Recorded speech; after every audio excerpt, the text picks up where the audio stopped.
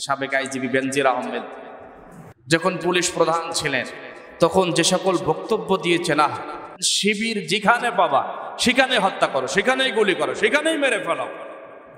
আমার প্রশ্ন হলো যে ওই জায়গা থেকে শিবির যাই হোক, একটা মানুষকে কি মেরে ফেলানো যায়? আইন ছাড়া, বিচার ছাড়া মারা যায়? বলো শিবির যেখানে পাও সেখানেই মেরে ফেলাও। আজকে তুমি কোথায়? এত তোমার পাওয়ার, এত তোমার ক্ষমতা, এত তোমার হিম্মত, এত অর্ডার। তোমার অর্ডারে তুমি কালাকে সাদা বানিয়েছো, সাদাকে কালা বানিয়েছো। তোমার অর্ডারে ভালো মানুষকে খারাপ বানিয়েছো, খারাপ মানুষকে ভালো বানিয়েছো। তোমার অর্ডারে একজন আলেমকে তুমি সন্ত্রাস বানাইছো, একজন সন্ত্রাসকে তুমি ভালো বানিয়ে সমাজে ছেড়ে দিয়েছো। আজ তোমারই কোনো হদিস নাই, তোমার পক্ষে কোনো নাই।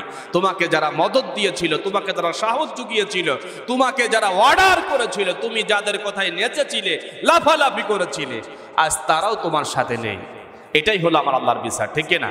এই যে বাংলাদেশে যত দুর্নীতিবাজ আছে, দুর্নীতি করছে, লক্ষ লক্ষ কোটি কোটি মিলিয়ন বিলিয়ন টাকা আজকে তারা দুর্নীতি করে গুছাইছে, দেশে দেশের বাহিরে সম্পদ গড়েছে, নিজের নামে, মেয়ের নামে, বইয়ের নামে, বিভিন্ন আত্মীয় স্বজনের নামে সম্পদগুলো, সম্পদের পাহাড় গড়ে তুলেছে।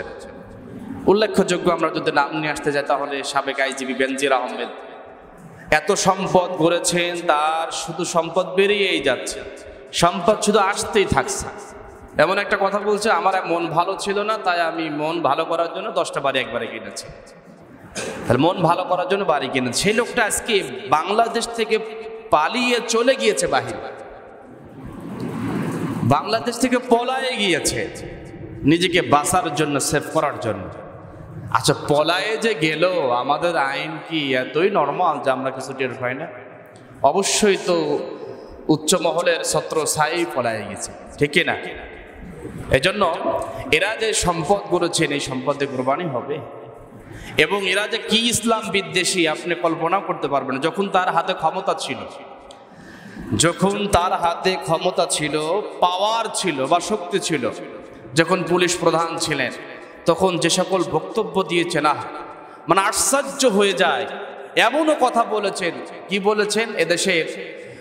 এদেশের ইসলাম প্রিয়, তাওহীদ প্রিয়, কোরআন প্রিয় মানুষের পছন্দের একটি ছাত্র সংগঠন বাংলাদেশ ইসলামী ছাত্র শিবির বলেছেন, শিবির যেখানে পাবা সেখানে হত্যা করো, সেখানেই গুলি করো, সেখানেই মেরে ফেলো। আমার প্রশ্ন হলো যে ওই জায়গা থেকে শিবির যাই হোক, একটা মানুষকে কি মেরে ফেলানো যায়? আইন ছাড়া, বিচার ছাড়া মারা যায়? বলো শিবির যেখানে পাও সেখানেই মেরে ফেলাও।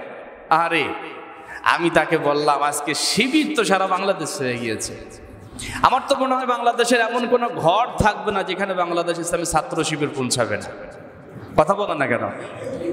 আমি নিজেকে তো গর্ব মনে করি, গর্ববোধ আমাকে হয়, নিজেকে আমি অনেক আল্লাহ তাআলার কাছে সফলতা মনে করি যে আমি, আল্লাহ তাআলা আমাকে একটি ইকামতে দ্বীনের সাথে সম্পৃক্ততা করেছে। অথচ ওই আইজিপি উনি বলেছেন, শিবির যেখানে পাবা সেখানে হত্যা করো, সেখানেই মারো, সেখানেই গুলি করে ফেলাও। আমার আল্লাহর বিচার আছে না নাই? আর সারা বাংলাদেশ শিবির কিন্তু ঠিকই আছে। উনি তো শিবির চিনতে ভুল করেছেন। শিবির করতে তো কলিজা লাগে, শিবির করতে তো হিম্মত লাগে, শিবির করতে তো মন লাগে। তোমার মতো কাপুরুষ আর তোমার মতো ভীতু, তোমার মতো অযোগ্য, অদক্ষ, শয়তান, বেয়াদব, লম্পট, চরিত্রহীন, তোমরা তো এই কথাগুলো বলবাই। আর এই কথাগুলো যখন বলেছো, তোমার আশপাশের পিছনে সব জায়গায় প্রশাসনের পাহারায় তোমরা বলেছো কথাগুলো, পাহারায় বলেছো। যদি একা একা যদি সমাজে এসে বলতে, শিবির লাগতো না, সাধারণ জনগণ তোমার মতো বেনজিরের সাইজ করতে সময় লাগতো না। আজকে তুমি কোথায়? এত তোমার পাওয়ার, এত তোমার ক্ষমতা, এত তোমার হিম্মত, এত অর্ডার। তোমার অর্ডারে তুমি কালাকে সাদা বানিয়েছো, সাদাকে কালা বানিয়েছো। তোমার অর্ডারে ভালো মানুষকে খারাপ বানিয়েছো, খারাপ মানুষকে ভালো বানিয়েছো। তোমার অর্ডারে একজন আলেমকে তুমি সন্ত্রাস বানাইছো, একজন সন্ত্রাসকে তুমি ভালো বানিয়ে সমাজে ছেড়ে দিয়েছো। আজ তোমারই কোনো হদিস নাই, তোমার পক্ষে কোনো নাই। তোমাকে যারা মদত দিয়েছিল, তোমাকে যারা সাহস জুগিয়েছিল, তোমাকে যারা অর্ডার করেছিল, তুমি যাদের কথায় নেচেছিলে, লাফালাফি করেছিলে, আজ তারাও তোমার সাথে নেই। এটাই হলো আমার আল্লাহর বিচার, ঠিক না? এই জন্য বলছি, বেনজির তুমি যেটা চেয়েছিলে, অপেক্ষা করো। বাংলার এমন কোনো ঘর থাকবে না যেখানে ইসলামী ছাত্র শিবির পৌঁছাবে না। বাংলার এমন কোনো স্কুল, কলেজ, ইউনিভার্সিটি থাকবে না যেখানে ইসলামী ছাত্র শিবির তার দাওয়াতি কাজ সমৃদ্ধ করবে না। সব জায়গায় পৌঁছে যাবে।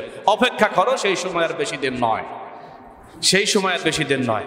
যে কথা বলছিলাম, আজ বেনজির দেখেন এত হারাম টাকা উপার্জন করে কি ক্ষমতা আর পাওয়ার পেয়ে কিভাবে তার সিংহাসন তৈরি করেছে। আমার আল্লাহ তাআলার বিচার হলো এটাই, যে কুকুরগুলো তোমরা পুষেছো সেই কুকুরের দ্বারাই তোমরা কামড় খেয়ে বিতাড়িত হবা, ঠিক না?